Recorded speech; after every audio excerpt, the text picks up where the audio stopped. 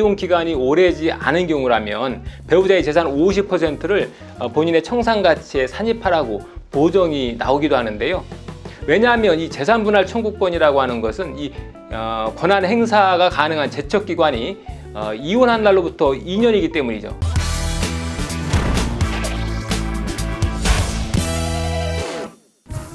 안녕하세요. 김신철 변호사입니다. 개회생을 신청하시는 분 중에는 이혼하시는 분도 많이 계신데요. 이 이혼하신 분의 경우에 배우자의 재산 규모나 또 미성년 자녀에게 지급하는 양육비가 이 개회생 신청에서 변제금을 정하는 데 큰 변수가 됩니다. 먼저 이혼한 배우자의 재산에 관해서 한번 보면요. 실무준칙을 개정해서 사용하고 있는 서울회생법원을 제외한 전국의 모든 법원은 아직도 배우자 재산의 50%를 신청인의 청산가치로 산정하고 있죠. 그래서 배우자와 이혼을 했어도 이혼 기간이 오래지 않은 경우라면 배우자의 재산 50%를 본인의 청산가치에 산입하라고 보정이 나오기도 하는데요. 왜냐하면 이 재산분할 청구권이라고 하는 것은 이 권한 행사가 가능한 제척기관이 이혼한 날로부터 2년이기 때문이죠. 그래서 이혼한 후에 2년이 지나기 전에는 언제든지 재산분할 청구를 할 수 있기 때문에 배우자의 재산 50%를 청산가치로 산입하도록 하고 있는 거죠. 또 뿐만 아니라 개인회생에서 청산가치를 낮추기 위해서 서류상 위장 이혼하는 경우도 있는데요. 그렇기 때문에 이혼한 지 얼마 되지 않은 시점에 개인회생을 신청하게 되면 전 배우자의 재산 관련 서류도 함께 제출해야 합니다. 그리고 이혼할 때 치열하게 다퉈지는 문제가 또 하나 있죠. 바로 친권과 양육권 문제인데요. 이 친권과 양육권을 누가 행사할 건지, 또 비양육친은 이 양육친에게 양육비로 얼마를 지급할 건지, 이런 것들이 중요하죠. 개회생 절차에서도 바로 이 양육권과 양육비가 굉장히 중요한데요. 변제 계획안을 짤 때 이혼한 배우자에게 양육비를 지급받는지 아니면 양육비를 지급하는지, 여기에 따라서 계획안이 달라지게 되는 거죠. 만약 개인회생을 신청하는 채무자가 양육권자다라고 하면 양육비를 지급받게 되겠죠.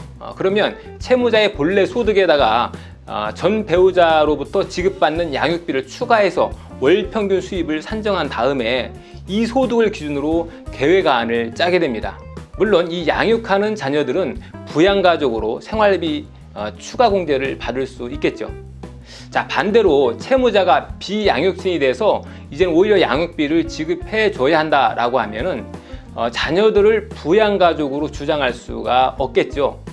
다만 1인 가구 생계비에서 양육비만큼을 추가로 공제하고 나머지 가용소득을 변제 자원으로 사용하게 되는 겁니다.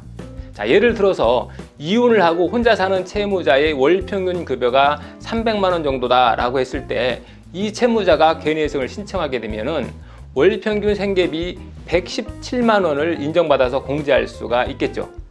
그런데 여기에 전 배우자에게 양육비로 매달 60만 원씩 지급해주고 있다라고 하면 이 117만 원의 생계비에다가 60만 원의 양육비를 추가 생계비로 인정받아서 합계 177만 원의 생계비를 인정받을 수가 있게 되는 거죠. 그래서 본인이 버는 월급 300만 원에서 이 177만 원을 뺀 나머지 123만 원을 매월 개인회생 변제금으로 납부하게 되는 겁니다. 그래서 채무자는 법원의 계좌에 매월 이 123만 원씩만 입금하면 되겠죠. 그런데 법원에 따라서는 아예 양육비까지 개인회생 법원 계좌로 입금을 해라 라는 보정이 나오기도 하는데요. 이 양육비라고 하는 것은 개인회생 재단 채권이기 때문에 서울회생법원이나 대전지방법원처럼 몇몇 법원에서는 양육비를 회생우연을 통해서 양육권자에게 직접 지급하도록 하는 거죠. 자, 이렇게 되면 앞서 예시로 든 채무자 예에서 채무자는 117만 원의 생계비만 공제를 받게 되고, 그러면 300만 원에서 117만 원을 뺀 183만 원을 개인회생 변제금으로 법원에 납부해야 하고요. 그러면 이 회생우연이 183만 원을 받아서 그 중에서 양육비 60만 원을 떼서 양육권자에게 직접 지급을 해준다는 거죠. 자, 이렇게 하는 이유는 채무자가 양육비 공제를 받은 후에 실제로는 양육권자에게 양육비를 지급해주지 않을 수도 있기 때문이죠. 오늘은 채무자가 이혼했을 때 이 개인회생 절차에 어떠한 영향을 미치는지 한번 알아봤습니다. 김신철 변호사였습니다. 감사합니다.